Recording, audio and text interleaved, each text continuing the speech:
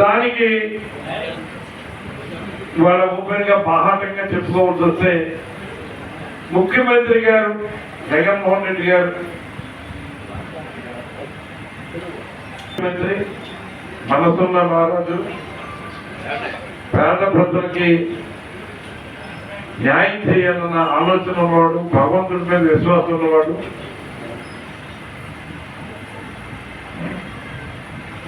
కానీ ఆయన చేసిన తప్పు ఏంటంటే పార్టీకి వెన్నుముకలు లాంటి కార్యకర్తలు పార్టీని సక్రమ పద్ధతిలో నడిపిస్తున్న నాయకులు ప్రజల చేత ఎన్నుకోబడిన శాసనసభ్యులు వీళ్ళందరికీ ఇవ్వాల్సిన సముచితమైన స్థానం ఇవ్వలేదన్నది ప్రతి ఒక్కరు ఉన్న అసంతృప్తి. ఇది ఇవాళ బాహాటంగా చెప్పవలసిన పరిస్థితి కూడా వచ్చింది.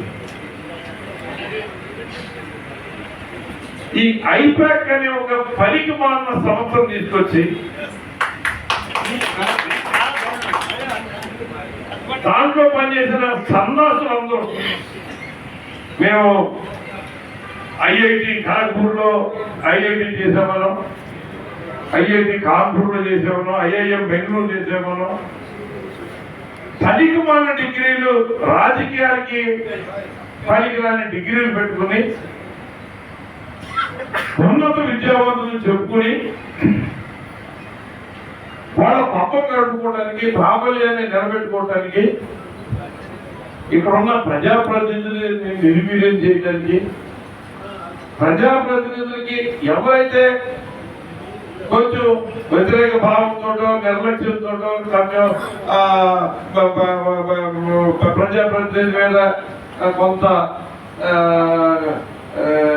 ఏమంటారండి అసంతృప్తితో ఉన్న వాళ్ళని అందరినీ పోగు చేసి వాళ్ళ దగ్గరికి వెళ్ళి వాళ్ళ యొక్క అభిప్రాయం తెలుసుకుని రాష్ట్రంలో ఉన్న శాసనసభ్యులందరి పట్ల నివేదికలు ముఖ్యమంత్రి గారికి పంపలేదు.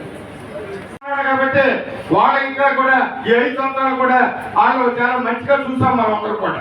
కానీ వాళ్ళ దుర్మార్గమైన బుద్ధి, వాళ్ళ యొక్క చంద్రబాబు నాయుడు వాళ్ళకు ఉన్నటువంటి ఇంకా నాయకులందరూ కూడా భౌతిక దాడి చేయండి ఇండైరెక్ట్ గా సపోర్ట్ చేస్తున్నారు. కానీ ఇన్నంత కాలం నడవది.